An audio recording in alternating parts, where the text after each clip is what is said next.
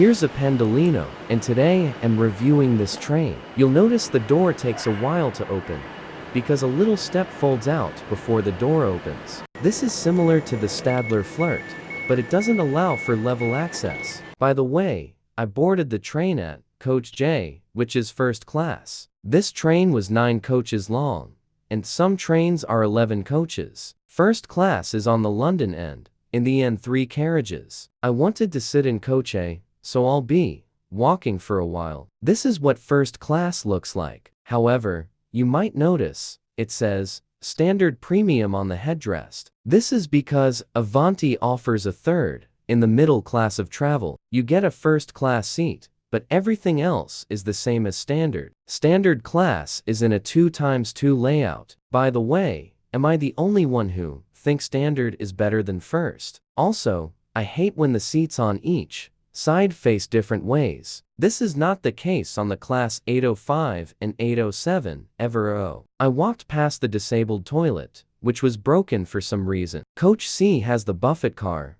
where they just left a bunch of stuff. Seriously? Someone could easily take one.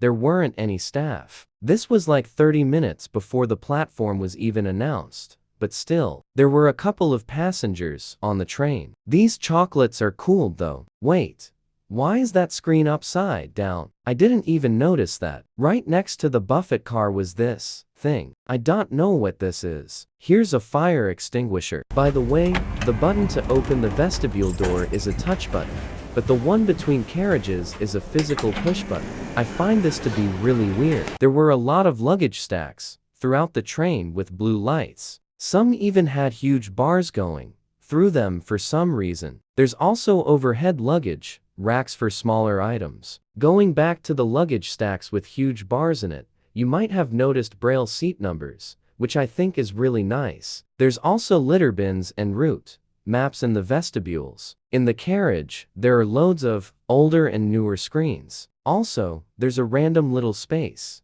next to the cab in Coach A. Anyway, time to sit down. The seat is firm, but the shape is very good. This is a very comfortable seat.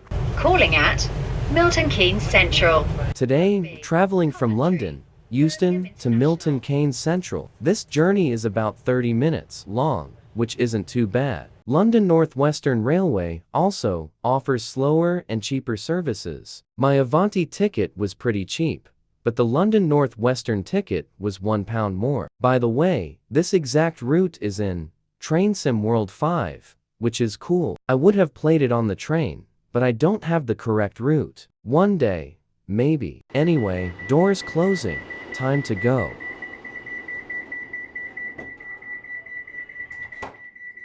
Some seats have flappy tables for some reason. I have no idea why. This is what it said underneath the table. By the way, there are nice extendable tray tables for airline-style seating. The armrest is okay, but it could be a bit wider. At the end of the table are 3-pin and USB sockets. This is at the bottom of the seat, in front for airline-style seating. There are some coat hooks as well. At table seats, you can find wireless charging, which is cool. Oh yeah, I'm at a random 2-seat bit with the table. I don't know why, but it could be because there is no seat in front. There's also a window blind, but it doesn't go all the way down. These reading lights are pretty useless. It lights up nothing. There are loud and clear announcements. Calling at Milton Keynes Central, Rugby, Coventry, Birmingham International. That's about it. So I'll talk about how much it costs. I bought a super off-peak day return from Euston to Milton Keynes Central, which is only valid on Avanti West Coast, and it costed £18.90, which isn't too bad. London North Western is slower, and it is supposed to be cheaper, but it isn't. Anyway, that's it for this video. I'll end with the train leaving.